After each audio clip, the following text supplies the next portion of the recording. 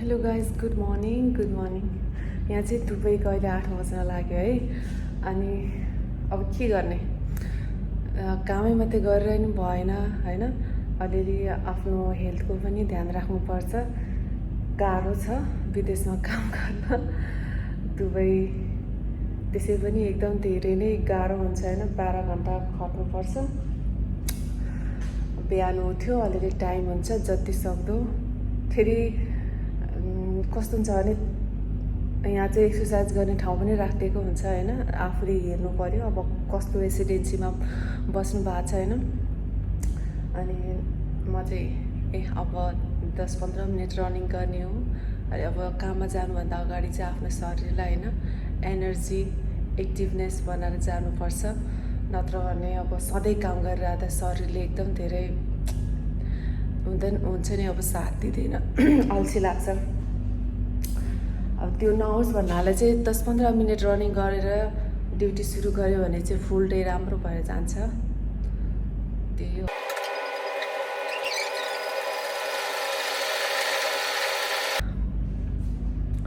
यतिको पसिना चाहिँ आउनुपर्छ एक्सर्साइज गर्दाखेरि,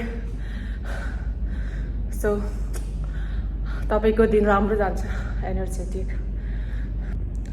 अनि यो भिडियो बनाउनुको कारण पनि यही है, तपाईँहरूलाई जति पनि टेन्सन हुन्छ, जति पनि नेगेटिभ सोच आउँछ, त्यसको एकमात्र दबाई हो कि एक्सर्साइज। चाहे तपाईँ 15 मिनटै किन नहिँड्नुहोस्, त्यसले नि धेरै राम्रो काम गर्छ है आफ्नो शरीरमा।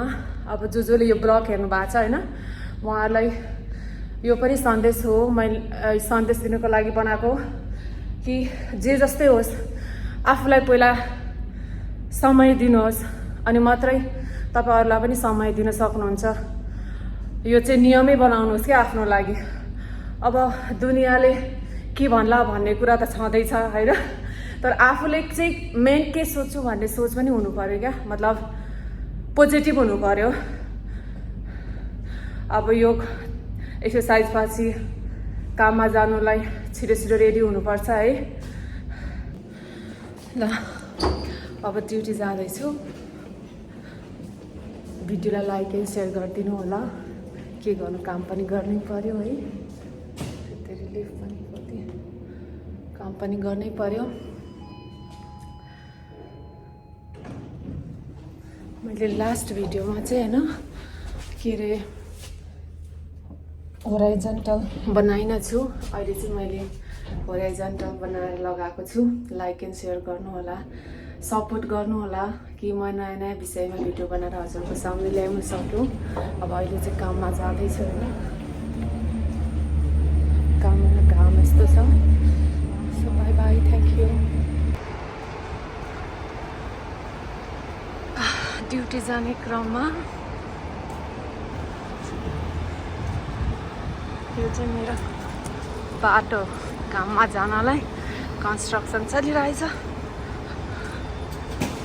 ल है सबैजनालाई have a good day, healthy रहनु होला, स्वस्थ रहनु होला। मेरो च्यानललाई पनि सब्सक्राइब गरेर मद्दत गर्नु होला कि म तपाईँहरूको सामने नयाँ विषयवस्तुमा रियालिटी सो जस्तै हो होइन, एउटा ब्लग भन्नाले हो नि,